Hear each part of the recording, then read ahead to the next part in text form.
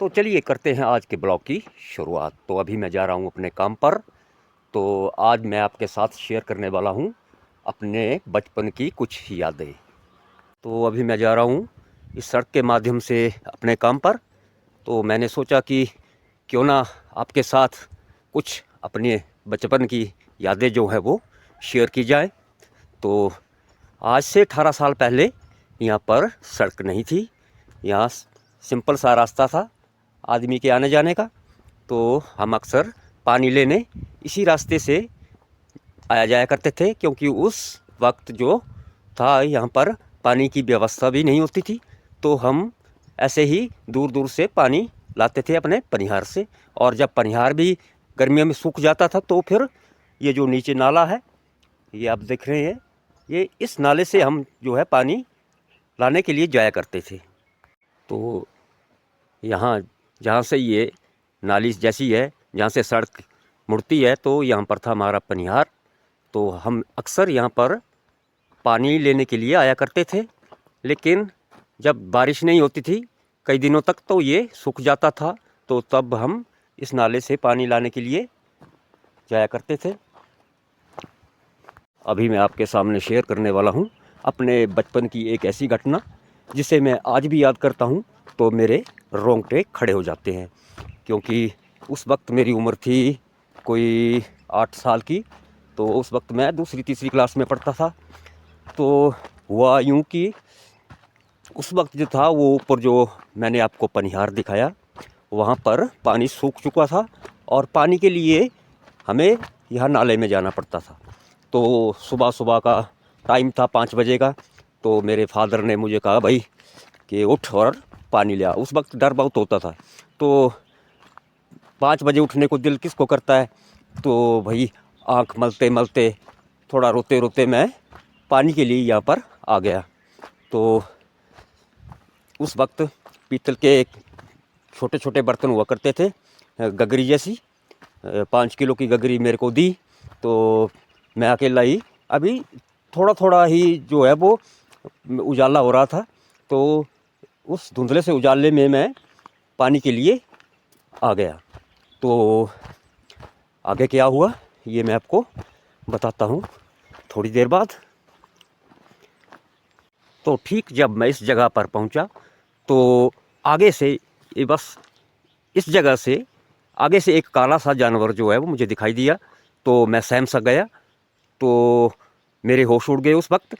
तो मुझे याद आ गया एकदम, मेमोरी में दौड़ने लगा कि दूसरी या तीसरी में एक कविता थी, मीना दीदी रीछ आया, रीछ वाला रीछ लाया, रीछ खीर पकाएगा थाली भर कर खाएगा। तो फट से मेरी मेमोरी ने कुछ काम किया कि ये तो वो ही है। तो फिर मैं आवाज़ देना चाह रहा था, चिल्लाना चाह रहा था, पर मेरी ज़ुबान बिल्कुल बंद हो गई थी और मेरे सर के बाल जो है वो खड़े हो रखे थे। तो मैंने ऐसे ही टर्न लिया अपने घर की तरफ।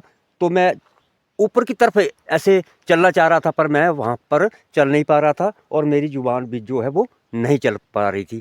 तो वहाँ से वो पार जो पहाड़ी है, रास्ता है ऊपर जहाँ से मैंने आपको पनिहार दिखाया, वहाँ पर भी एक हमारे गोरू भाई हैं, वो भी पानी के लिए यहाँ पर आ रहे थे। तो उन्होंने देख लिया सारा मंजर। तो उन्होंने ऊपर से आवाज़ें लगाना शुरू कर दी कि भाई डर मत मैं आ गया मैं आ गया। तो मैं वो तो बात मुझे बाद में पता चला कि वो आवाज़ें लगा रहे थे, लेकिन मुझे वो आवाज़ जो है वो सुनाई नहीं दे रही थी। तो फिर मेरे हाथ में जो गग्गर थी था, तो वो इसी जगह से जो है वो, ये नीचे खेत है, तो इस जगह से वो नीचे लुढ़क गई गग्गर टन टन की आवाज़ करती हुई।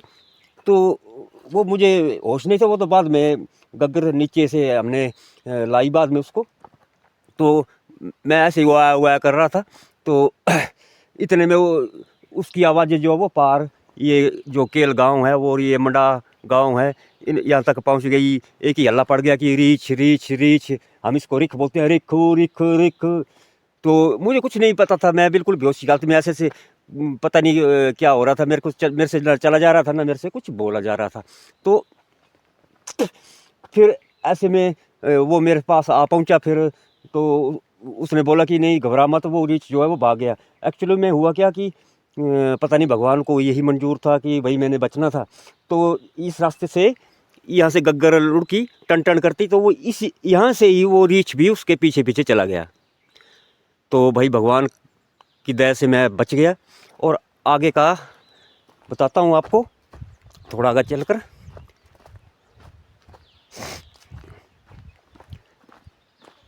तो ये पार, नाले के पार झाड़ी जैसी है, नाली जैसी है, यहाँ पर कुछ दिखाई नहीं देता। तो वो रीछ जो है था, ये जंगली मुर्गे उड़ते हुए भाई, मैं अभी भी सैम कहते हैं मतलब क्या फटफट लग गए। तो वो उस नाली में जा छिपा। तो उस आदमी ने, जो गोरू भाई आया था, उसने देख लिया था उसका पूरा कि वो वहाँ है। तो वहाँ से पार केल से बहुत से 30-35 आदमी जो वो इकट्ठे हो गए। तो ऊपर से इन्होंने बड़े बड़े पत्थर फेंकना शुरू किए, बड़े बड़े पत्थर। तो वो रीछ के टांग में लगी, तो वो उनकी तरफ भागने लगा। तो उसका ऐसे, हम कहते हैं ना, उसको ग्रिप छूट गई उसकी रीछ की। तो वो फिर नीचे नाले की तरफ आया। और ये जो पुलिस दिखाई दे रही है नीचे, ये देख रहे हैं आप, ये पुलिस, तो यहाँ तक वो गया और लड़खड़ाता हुआ, क्योंकि उसके टांग में थोड़ी चोट आ गई थी पत्थर से।